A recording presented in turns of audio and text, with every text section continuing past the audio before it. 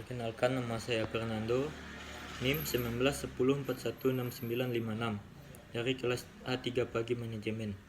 Baiklah, saya akan membacakan hasil ringkasan saya dari bab 5 dengan judul Manajemen Krisis.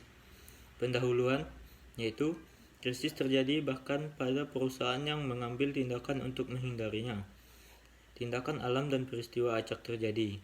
Kebanyakan krisis yang melibatkan bisnis bagaimanapun memiliki tingkat keterlibatan manusia dan setidaknya kemungkinan bahwa perusahaan bertanggung jawab atas krisis yang terjadi. Yaitu, krisis membutuhkan perhatian segera dan dapat memiliki efek jangka panjang pada merek atau reputasi perusahaan. Krisis juga dapat mengubah praktik operasi perusahaan dan industri. Obat-obatan memiliki kemasan yang tahan rusak. Kapal tanker minyak baru memiliki lambung ganda. Peringatan pada banyak obat resep lebih kuat. Pengungkapan hasil uji klinis farmasi lebih luas dan pengujian pasca pemasaran dilakukan pada beberapa obat. Bab ini membahas manajemen krisis dan komponennya, yaitu penghindaran, kesiapsiagaan, analisis akar penyebab, respon, dan regulasi. Fungsinya adalah pada krisis yang secara langsung mempengaruhi pemangkuan kepentingan perusahaan dan publik yang lebih luas.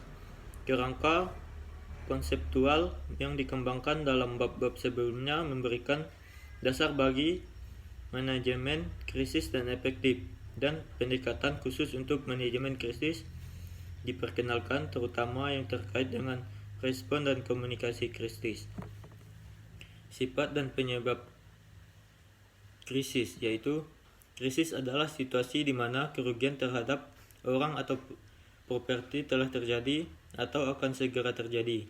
Krisis biasanya tidak terduga dan dapat meningkat dengan cepat dan dapat merusak kinerja operasi perusahaan, reputasinya, dan kredibilitas manajemen.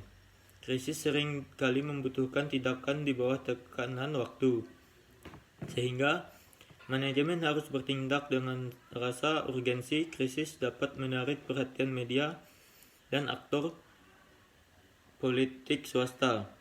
Selain itu, publik mungkin bersimpati dengan mereka yang dirugikan, terutama jika mereka menaruh curiga atau tidak berkelas. Banyak krisis berkembang dengan cepat. Pola dari pengembangan krisis, yaitu krisis seringkali memiliki pola yang dapat dikonseptualisasikan dengan menggunakan kerangka siklus hidup yang diperkenalkan pada bab 1. Diadaptasi untuk manajemen krisis, tahapannya adalah identifikasi, akselerasi, intervensi, dan penyelesaian. Kasus bab 4, yaitu tahap pertama dalam siklus hidup krisis adalah identifikasi. Krisis dapat diakibatkan dari suatu peristiwa atau dari serangkaian perkembangan seiring waktu.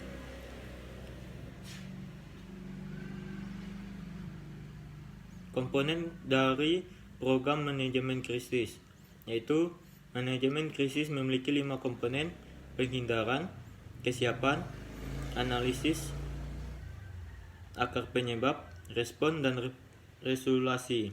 Waktu dari komponen-komponen ini dan pola perkembangan krisis digambar pada gambar 5-1. Episode Brand Spar di bab 4 adalah contoh bagus dari perusahaan tanpa rencana manajemen krisis untuk menangani politik swasta yang meletus atas rencana pembangunan.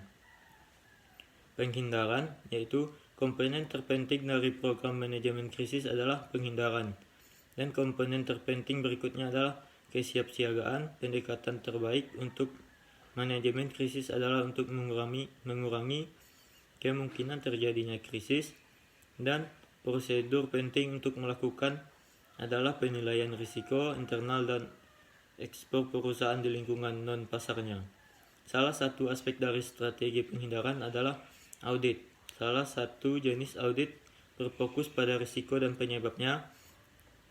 Ini juga merupakan langkah awal dalam pengembangan langkah-langkah untuk mengurangi risiko yang dapat merusak kinerja perusahaan. Temuan audit harus ditindaklanjuti pada tahun 2005 sebelum ledakan kilang. Laporan Kesehatan dan Keselamatan BP telah memperingatkan bahwa kilang tersebut kemungkinan besar akan membunuh seseorang dalam 12-18 bulan mendatang. Komunikasi efektif dan tidak efektif, yaitu komunikasi dan perbaikan adalah dua komponen utama dari respon krisis. Karena krisis seringkali berkembang dengan cepat, informasi seringkali tidak lengkap, dan spekulasi serta rumor bisa terbang. Sekalipun informasi sudah lengkap atau krisis terbukti, dengan sendirinya penting untuk berkomunikasi secara efektif dan mereka yang terkena dampak serta publik secara lebih luas.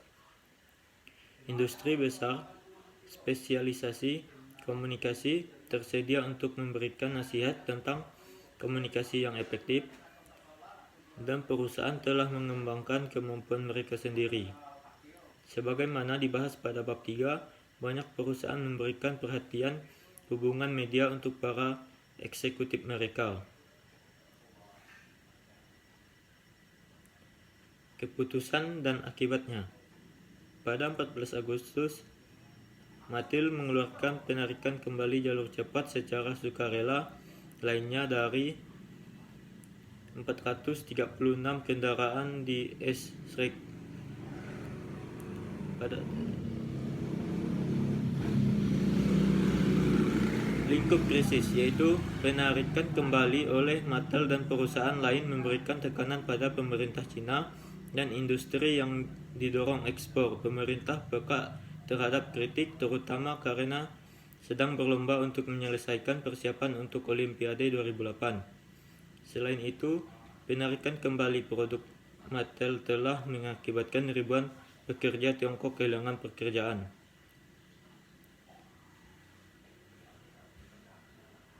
Baiklah, demikian ringkasan dari bab 5 yang sudah saya ringkas. Sekian dari saya, terima kasih.